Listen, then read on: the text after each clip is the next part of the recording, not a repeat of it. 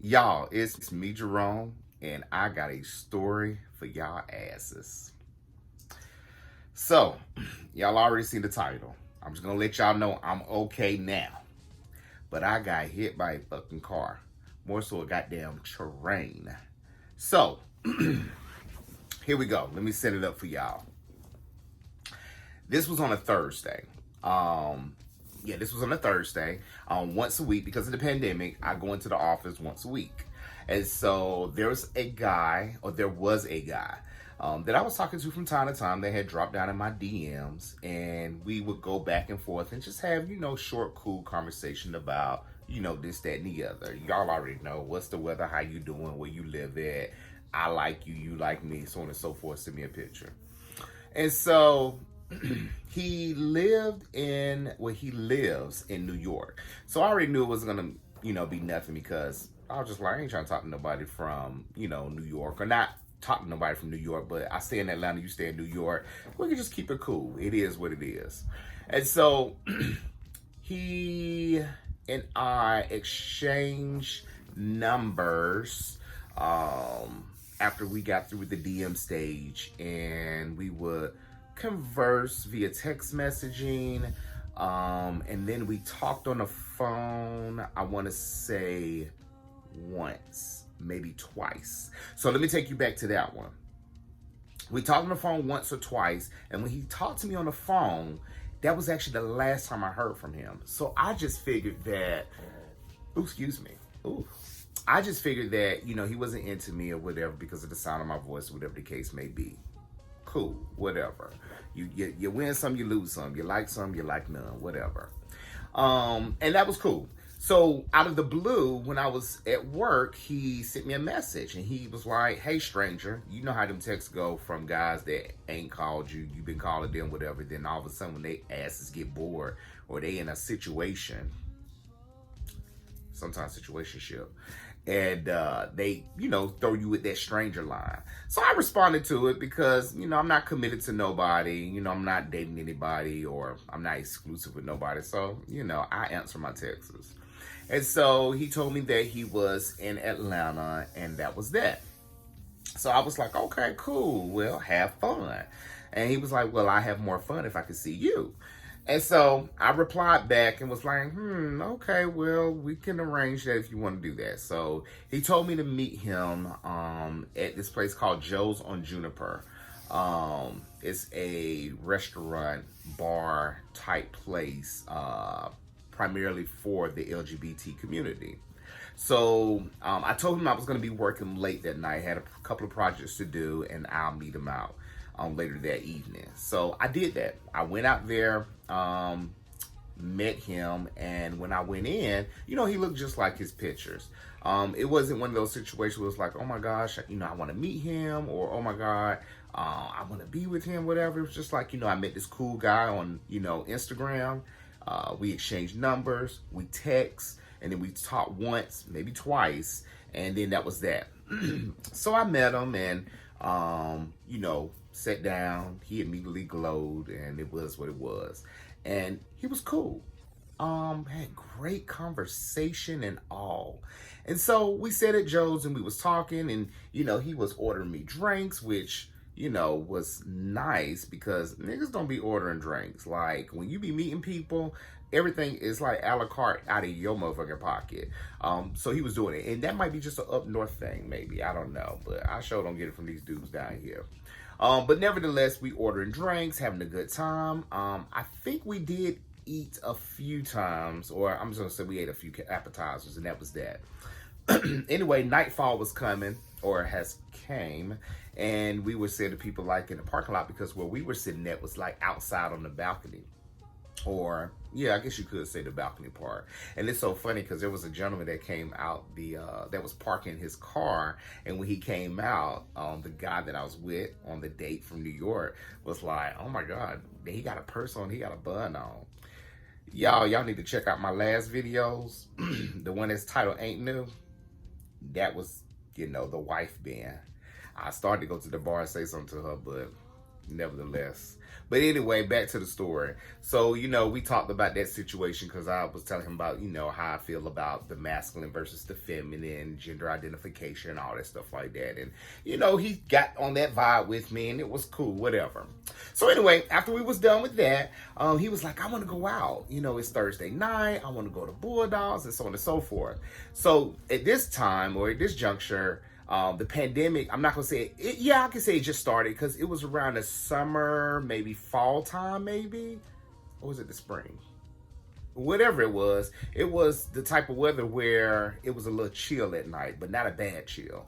And so I told him, I said, well, you go ahead and go. I'm not going to go. And he was like, well, why not? And I was like, well, it's the pandemic. I said, I don't want to go just yet. I'm not as comfortable as other people are. I was like, but, just go ahead and have you a good time. I said, we can catch up later.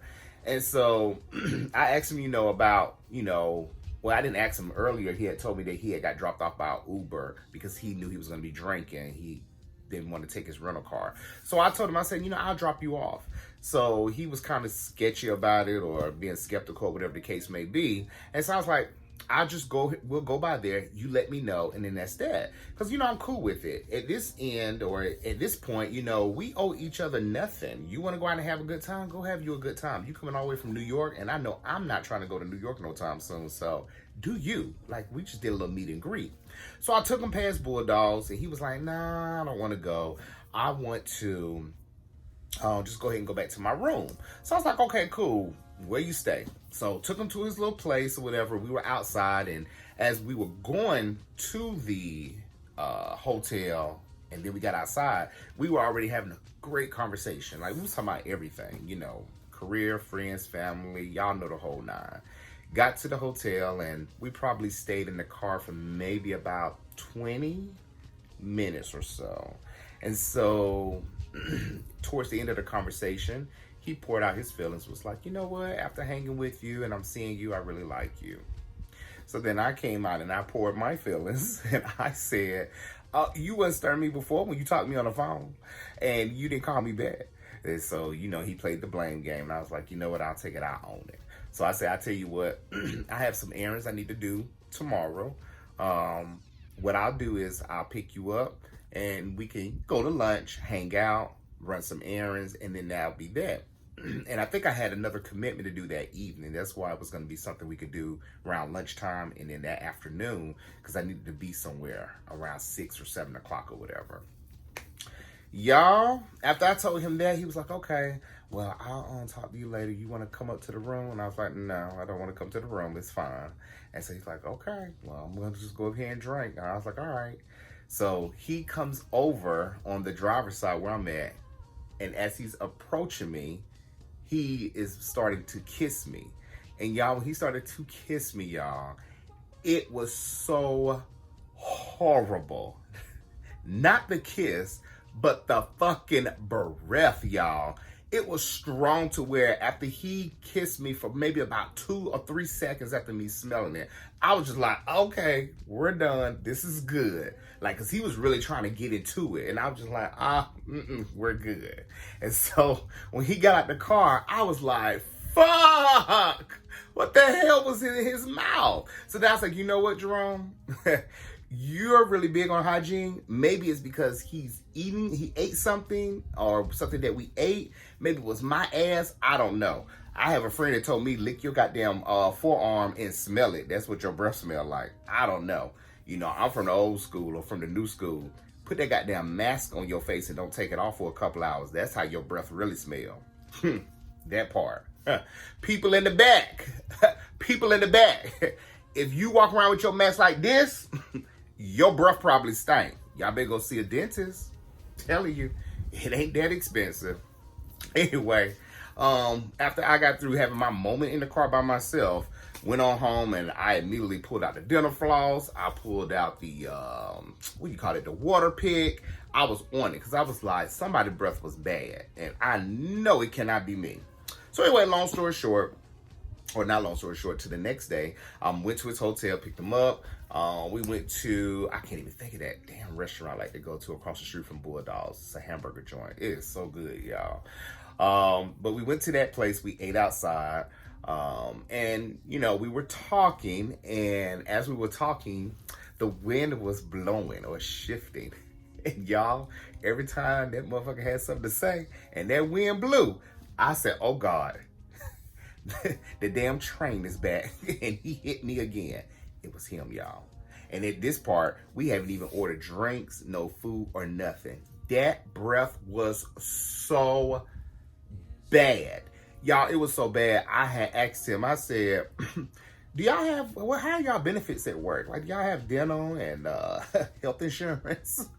And so this fool was really like in the conversation with me and answering them. And yes, he do have health insurance. Yes, he have dental insurance. I don't think he used the dental part. Hell, probably don't use the health because you know most of these niggas out here, they only go to the doctor if they fucking dying. But nevertheless, y'all, that wind was blowing and I was just doing this the whole time, Jim. Oh, it was bad. It was bad, y'all. But the date was fine. You know, of course, he had a lot to talk about. I was trying to limit the conversation because I think I had said something corny about, I don't like to talk when I eat or something. Something dumb I said. Ate, ran the little errands, and then after that, I dropped them off and I went on about my business. Probably went to my homegirl house, who knows, and told her about the story. But anyway, I had just made a decision that I should not have made. And I said, you know what? He did me one way when we were just Instagram buddies and we talked on the phone. He didn't call me. So I'm just going to just not call him at all. Like, I'm done with this situation. Like, we're good. You know, we met. We had a good time. The next day we met. We had a good time. We're done. We're good. And especially I wanted to be good too, because let me take y'all back too. So while we were at the restaurant, y'all, I asked him, I said, why are you down here? I was like, we're in the middle of a pandemic. Like, what's good? And so, long story short, he was telling me in a nutshell that he actually came down here with some friends, but not telling me he came down here with some friends. Or, let me take it back. He came down here to see some friends. Y'all, they had every excuse in the book on why they wouldn't or didn't want to hang with him. And I'm just like, that's what you call your friends. Like, you spent all your good money to come down here to Atlanta where we are. At the time, we were halfway open, but per se, we're open, and they didn't hang with you not one day. So I asked him about, you know, when we were at Joe's the Thursday night, you know, well, why his friends didn't come out then, or were they at the club, or whatever the case may be. Because you know how you with some of these dudes, they'll make plans, but because they like what they see, you know what I'm saying, some of them want to alter their plans. I done it before. I don't alter my plans before, too, for a man. But nevertheless, that wasn't the case. They just would complain about they stay too far out. And so it was so funny because when I asked them where they stayed, or asked him where his friends stayed, one of them stayed close to where I stayed at. And I'm like, it don't take me 15 minutes to get here. So I'm just like, oh, they don't want to hang with him. It probably that motherfucking breath. But nevertheless, stop talking to him because one, it was that. And then two, you know, he actually had another agenda. It was with some friends. And, you know, my thing is, I'm not your babysitter. Like, you need to take up that dispute with your friends. You don't waste your good money or whatever the case may be, or however how y'all planned it. And that was that. So I ignored him for roughly about 2 weeks. And so y'all already know he's already in New York. He's already back working. He's on the move. He's on the go. And he was calling me constantly. So I was like, you know what? I owe this grown man an explanation. And it's well, at the time, it was 2020. So I was just like, you know what? We need to stop hiding behind, you know, things or talking about people. Just tell them what's up. So I said, you know, I'm going to tell the boy because nobody probably never told the boy the goddamn breath stank. So, y'all, one day he called me and I talked to him on the phone and he was like, oh, you finally pick up your phone? Why you doing me like this? I'm really feeling you. I want to be with you. You know, all that other bullshit. Like, Negro, this is what we were talking about? Like, do you want to be with me after 2 days? Like, and I already told you that we're not even going to do this. Anyway, long story short, he asked me, he was like, why did you ghost me like this? And I was like, look, I'm going to tell you something, but I don't want you to take it to heart. I just want to tell you this. And it's not a good reason why I stopped talking to you, but I think you should know about it. And so he's like, okay, what's up? And so I said, look, when you had kissed me Thursday night when I had brought you to your hotel, your breath was very strong. And I was like, I don't know if it was something that you ate or something, that you were drinking or whatnot. I was like, but, you may want to, see a dentist and just talk to them about it if you don't know what it is, whatever the case may be. Y'all, that man got so quiet. And then he was like, are you serious? So I'm like, damn, I done messed up. And I was like, yeah, I am serious. And he was like, well, what about your breath? And I'm glad he said that. And I said, well, you're absolutely right about my breath. I was like, that's why I take precautions in the morning and also throughout the day. I was like, I use a water pick and I floss and, I make sure I brush at least twice a day. And so he didn't say nothing after that. He was just quiet on the phone. So I said, okay, well, let me go. I said, because I got some stuff I got to do. And I said, we'll talk later. And y'all, the talk later to me means I ain't calling you back. Like, we're good. And so that was that.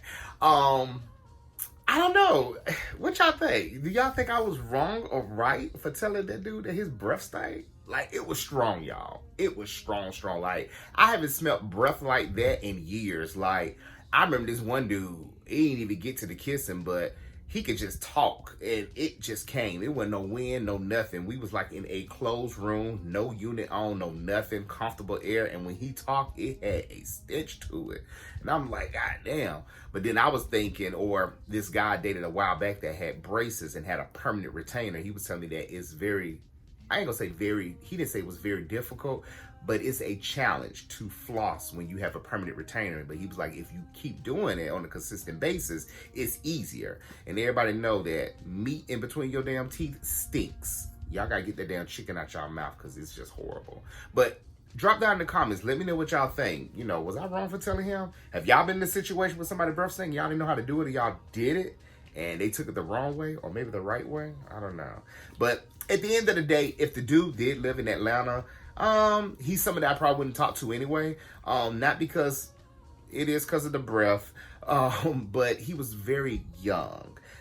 He looked very older. When he told me how old he was when we were at Joe's, I was like, no, not Joe's. We went to the hamburger place the next day across from Bulldogs. When he told me his age, y'all, I damn near just lost my damn breath. I was just like, oh my God. And I thought this dude the whole time was like 2, 3, 4, 5 years older than me. Hell. And now that I'm thinking about it, 7, 8, 9, 10. But anyway, no, we couldn't have made it. And I think that had came up because how his conversation was very young. Yeah, I had to talk about it in another video about conversing with somebody. You'd be like, damn, how old are you? I don't know. But anyway, that's my story, y'all. I owned up to it. I done told the nigga his breath stank, and it did. Make sure y'all, go to the dentist every 6 months. If you can't go to the dentist every 6 months, buy some dental floss. Hell, even a water pick. Matter of fact, use both of them together because they say you only need to use one or the other, but I'm from the old school. I still need to use that damn string between my teeth. Anyway, let me go. It's getting late. I will talk to y'all soon. Like, share, and subscribe, and I'll be back with another video. It's me, Jerome. Bye.